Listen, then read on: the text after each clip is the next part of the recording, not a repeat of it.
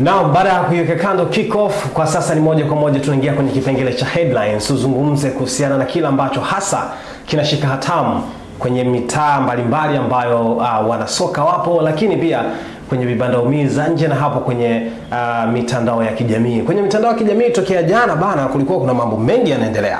Lakini miongoni mwa vitu ambavyo vilikuwa vinaendelea ni kuhusiana na swala la kiungo Aziz Andabwile ambaye anakichezea kikosi cha Young Africans. Kulikuwa kuna mambo mengi na miongoni mwa vitu ambavyo vilikuwa vinazungumzwa kwamba mchezaji huyu hajalipwa hela yake ya usajili, sign free. Sio? Baada ya mambo hayo kuendelea hapa na pale, ikabidi msimamizi wa mchezaji huyo atafutwe. Katika moja mahojiano ambayo asubuhi ya leo tumeamka nayo ni kuhusiana na swala hilo kwamba kuna ukweli ndani yake kwamba mchezaji huyo anadai hivi, anafanya hivi. Hebu tutafute ukweli kwenye chanzo husika. Sawa. Ambapo tumekutana na vitu vingi vikizungumzwa. Moja ya kitu ambacho kimezungumzwa na wakili Hilal amezungumza kuhusiana na kwamba ama wakala wa mchezaji Aziz Andabwile akasema kweli mchezaji wake hajalipwa pesa. Na katika hali ya kujibizana maana wakati tunatafuta huku tuangalie na upande wa pili wanasemaje. Kwenye timu husika meneja wa habari wa kikosi hicho Ali Kamwe akakanusha, akasema hilo jambo sio. Hilo jambo sisi limeshaisha na wala halifiki huko ambako pengine watu wanafikiria. Linatoa sura gani kwa timu kama Young Africans ambayo hivi karibuni imekuwa na migogoro mingi sana hasa ya masuala haya ya mishahara, malimbikizo na mambo mengine. Wamekuwa na watu kama Dumbia, lakini Morrison ni miongoni mwa wachezaji ambao wameshawahi kuiburuza hadi sehemu mbali, hadi kasi huko.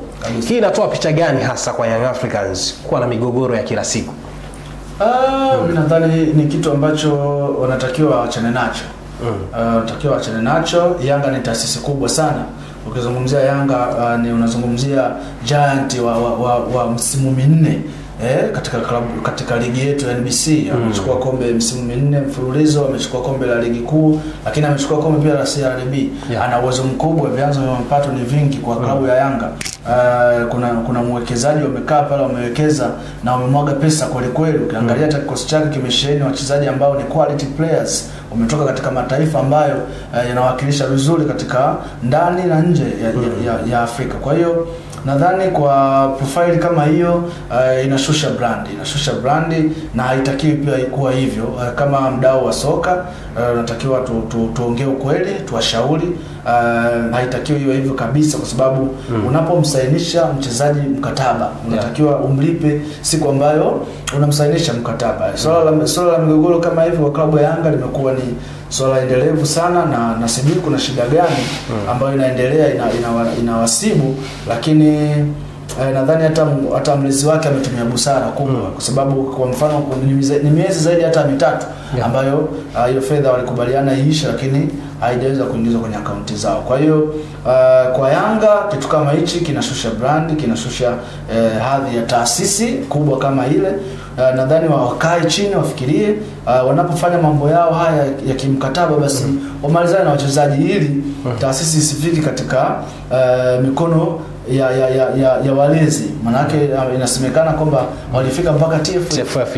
Kwa hiyo inapofika swala katika walezi wetu au katika TFF kule, ina maana wameshindwa nini kuyamaliza mkiwa huko ndani na wakati mnaingia mikataba TFF wao wapo. Wao mtawapelekea tu kwamba tuna makubaliano mchezaji huyu tunalipa tax kwa mchezaji huyu na huyu wa kigeni na wazawa wote, lakini kwenye mambo ya kusaini wao wanakuwa hawapo. Kwa hiyo linapofika sasa kwao inakuwa linaleta maswali mengi kwa watu, linaleta maswali mengi kwa mashabiki wenyewe ambaye anafuatilia klabu yake. Linaleta taharuki katika mtandao, linaleta taharuki kubwa, kwa sababu ukiangalia wana siku chache kujiandaa na michezo ya kimataifa. Tarehe 22 wanaingia uwanjani kucheza, lakini kabla ya hapo wataingia kambini. Sasa vitu kama hivi vinavyoibuka, taharuki inakuwa kubwa, mashabiki, wachezaji, viongozi, inakuwa haileti picha nzuri. Kuna wengine wanasema kwamba pengine Yanga imekuwa na kasumba kwamba kama inamuona mchezaji haina uhitaji naye, kwamba huyu anaweza kwenye dirisha dogo ama kwenye dirisha kubwa tukasema bye bye, ama tusubiria akisubiria muda fulani punguza muda wake ama sehemu ya mkataba wake tunaanza tukamwacha. Imekuwa ikitajwa pia kwamba hii Yanga wanatumia kwamba wakimuona mchezaji hawana mahitaji naye sana wanaanza kufanya hivi vitu. Hii inaweza nikawa ni sababu moja hapo. Ukiangalia kiwango cha Aziz Andabwila ambaye alikuja pia akaaminiwa na Folz, lakini kwa sasa tumuone tena akipata nafasi. Inaweza ikawa sababu moja hapo ambao Yanga inawafanya wachukue maamuzi hayo ya kama kuwatelekeza fulani hivi wachezaji ambao wanaona sio. Maana ingekuwa issue ya Pacome ama issue ya mchezaji mwingine key player pale kidogo tungeona wangechangamka zaidi. Ndio. Hii inaweza ikawa ni kasumba ambao wanaifanya kwa wachezaji ambao wanaona kwamba pengine hawana hawataki tena kuwatumia kwa muda unaofuata. Hii inaweza ikatengeneza picha hiyo kwa sababu kama vitu hivi vinatokea ina maana wameshindwa kumalizana. Kwa hiyo ina maana unapotakiwa kuvifanya hujavifanya kwenye nafasi yako. Kwa hiyo ina maana yule mchezaji wewe unaona kama hana umuhimu kwako. Kwa hiyo na mlezi au msimamizi au wakala anajiuliza maswali mengi kwamba ilikuwaje mpaka tukaandika mikataba tukasaini, lakini sasa hivi mnatukimbia. Na katika kauli zake alisema aliwapigia zaidi ya viongozi mmoja au wawili, na akiongea kwa huyu anamtupia huyu anamtupia huyu. Kwa hiyo kunakuwa hakuna maelewano mazuri. Sasa mpaka alipofikia ameona sasa huko ndo sehemu ambayo mimi naweza nikapata haki. Sasa huko inafika mpaka huko, hata kama mchezaji unamuona hauna uhitaji naye au haumuhitaji, basi unamaliza kipengele cha mkataba unasema nini, turudi kwenye maandishi. Tulikubaliana kitu gani? Hata kama unaona mchezaji huyu mkataba wake unaisha au labda mchezaji huyu kiwango chake si kikubwa, lakini haupaswi pia kufanya vitu kama hivyo kwa sababu mkataba unamlinda mchezaji. Unaweza ukasema huyu mchezaji mimi kwa sasa hivi simuhitaji kutokana na aina ya wachezaji ambao ninao, lakini mkataba wake unasemaje? Mkataba wake unasemaje? Mkataba wake labda una specify kwamba yeye kuondoka ni mpaka miaka 3 ishi, au yeye kuondoka ni mpaka miaka 2 ishi.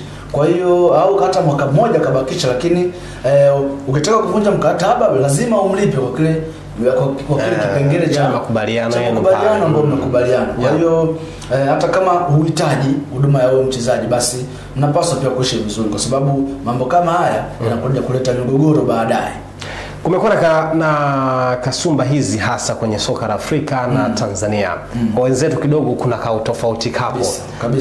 Unadhani kwa picha ambayo kwa sisi tuchukulie kwa timu zetu hasa za hapa Tanzania zikiendelea kufanya hivi, huyu anamdai huyu, kwa mfano tuchukulie Yanga Okra Magic akawa anaidai muda fulani wakafikishana sehemu fulani, Morrison wakaja wachezaji wengine Gairi Bigimana kama sikosei pia naye akawapeleka sehemu FIFA hiyo.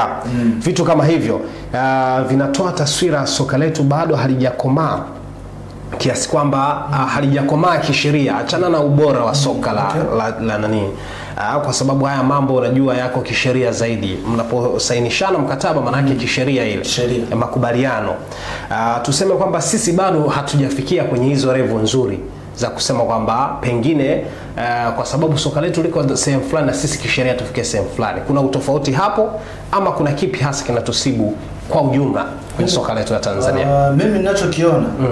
Mimi ninachokiona nadhani ni ukomavu wa kisheria kwa sababu kama ubora tunao na tuko namba 5 kwa Afrika nzima, ligi bora ambayo imeshika namba 5, tumewapiku vilabu vingi, tumezipiku nchi nyingi sana Tanzania, tumeamini Afrika, tumezipiku ligi nyingi sana hapa Afrika. Kwa hiyo kwangu naona ni uchanga wa kisheria kwa sababu unapoingia mkataba na mchezaji au unapoingia mkataba na taasisi fulani, mwanasheria wako lazima athibitishe mkataba.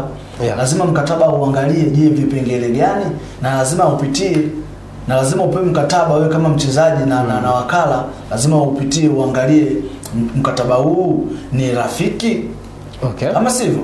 Ukishaona sasa kama kuna mazingira yote ambayo yasintofahamu, ndio unarudi sasa unaangalia bwana 1 2 3 sisi ndio tunataka tusaini, lakini kuna kipengele hichi na hichi hatujakielewa. Mnakaa chini, mnadadavua, mnamaliza, lakini kitendo cha kukubaliana alafu mkaanza na mkataba alafu baadaye mbele nafika mambo yanakuwa si mambo nageukana, mambo yanakuwa mengi, wewe unapigiwa simu anasema tumeshalipa, huku naye anasema bado.